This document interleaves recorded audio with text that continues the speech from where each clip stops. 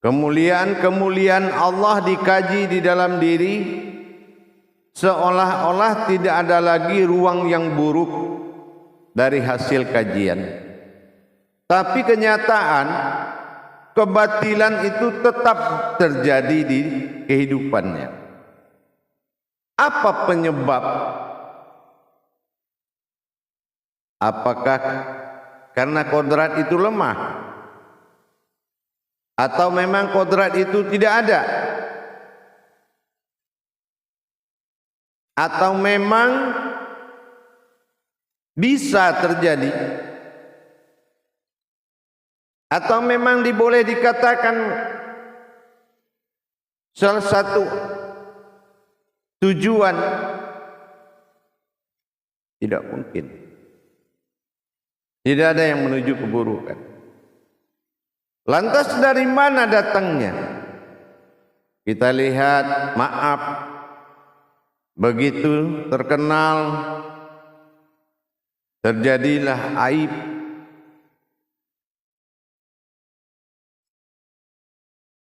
Ibarat sebatang bambu, pohon bambu itu, kalau dilihat tingginya menjulang terus kayak mencakar langit, tiba-tiba jatuh, patah, tumbang, tidak berguna, daunnya pun bikin sampah. Batangnya, pohonnya menjadi sembilu yang melukai. Kenapa ada seperti itu? Padahal dia dalam kebaikan. Ini berasal dari mana keburukan itu atau yang batil itu? Kalau dilihat dari kajian-kajian sebagian, seolah-olah memang tidak ada ruang lagi yang buruk di dalam diri. Tapi tetap aja terjadi.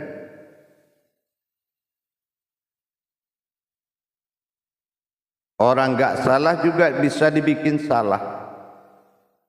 Apalagi orang salah. Orang gak salah bisa dibikin salah.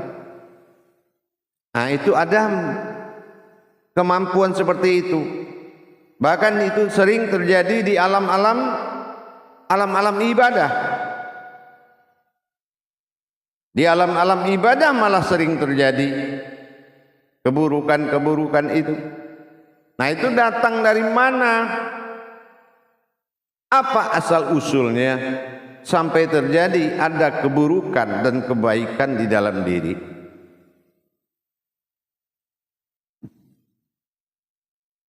Hak dan yang batil.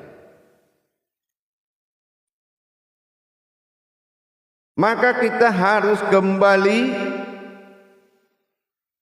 mengingat apa yang pernah Allah sampaikan pada qudsinya. La af'alun illallah. Ada yang bergerak. Tidak ada yang bisa bergerak tanpa izin Allah. Tapi kok ada kejahatan? Nah, itu tadi. Dari mana sumbernya? Padahal sudah dikunci la af'alun illallah. Tidak akan ada gerakan tanpa Tuhan, tanpa izin Allah. Tapi gerakan itu sangat banyak. Datangnya dari mana itu? Nah, kita kembali kepada usul lagi. Hadirin jamaah yang dirahmati Allah rahimakumullah.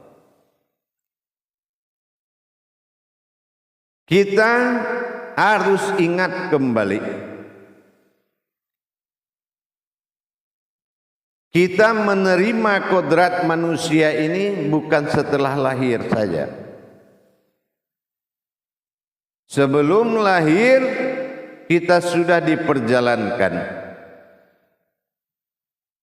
Ada beberapa titik yang telah dititipkan oleh Allah sebelum kita menuju kodrat manusia.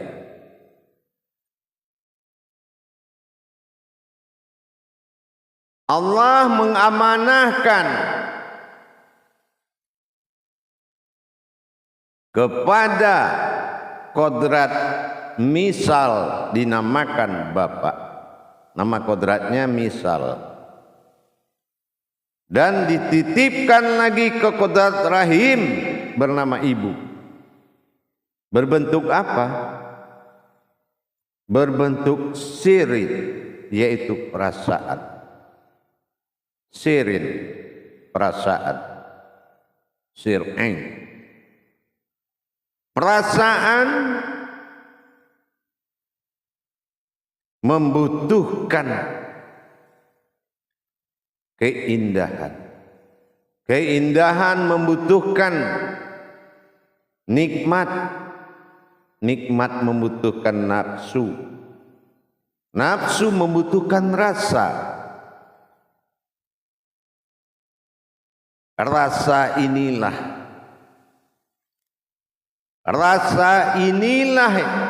atau sirin tadi, sir'ain tadi, mendengar kalam Allah kepada diri yang sebelum jadi manusia. Saat diri batin itu memohon kepada Allah, apa amanahmu? Allah bilang, Unni istajib lakum. Unni istajib lakum. Memintalah kepadaku dari hatimu. Memintalah kepadaku. Berdoalah. Apapun yang kamu minta akan kuberikan. Dan apapun kebaikan yang kamu minta, maka kamulah yang akan menerima kebaikan. Dan apabila kamu meminta keburukan, maka aku timpakan kepadamu keburukan.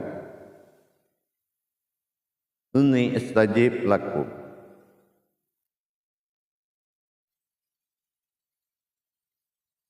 Dan janganlah kamu melepaskan yang hak, karena yang hak itulah yang bisa membinasakan kebatilan. Allahu wal haqqu la batila. Allah tidak memiliki dan mendatangkan suatu kebatilan, karena batilan itu ada. Tetapi ingat kata Allah,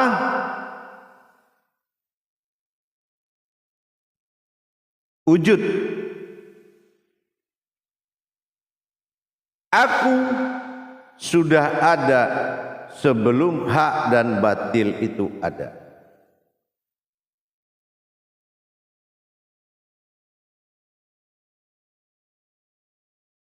Karena kita dulunya, kata Allah, sebelum engkau dikodratkan kemanusiaan, engkau adalah sebuah umat diri yang sangat bisa beribadah. Perjalanan 9 bulan kamu melaksanakan zikir tanpa suara, tanpa air, tanpa angin, tanpa api, tanpa tanah. Kamu berzikir selama 9 bulan. Tapi Allah menitipkan namanya kepadamu.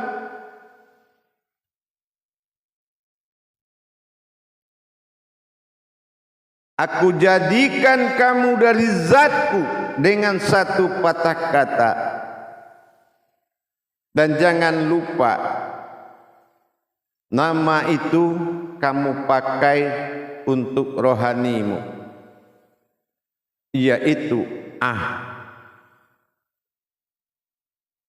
Allah. Nama itu kamu pakai untuk rohanimu.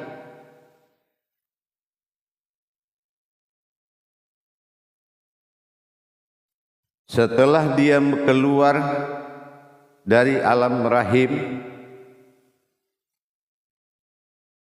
maka dia lupa dengan amanah tadi. Karena sifat nur itu memang melupakan. Sifat nur itu selalu lalai.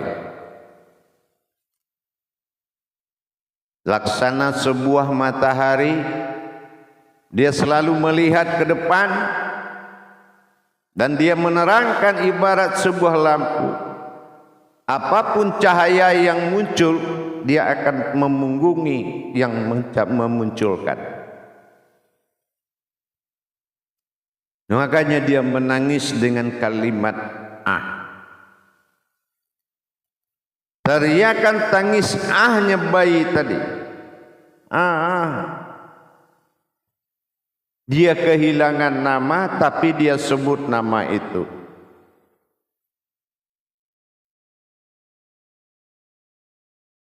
Maka setelah orang tua yang diamanakan memberikan nama, dia langsung mencintai nama dunia itu.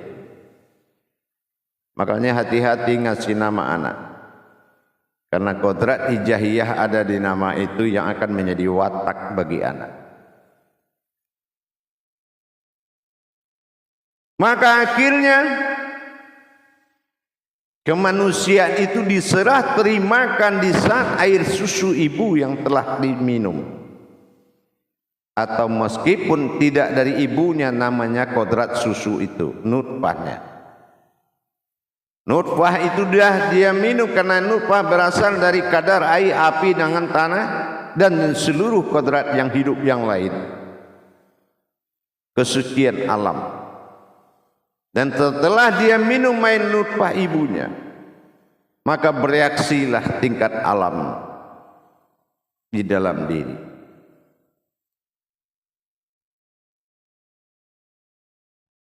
Maka setelah itu dia ingat pesan Allah tadi. Unni astajabi lakum.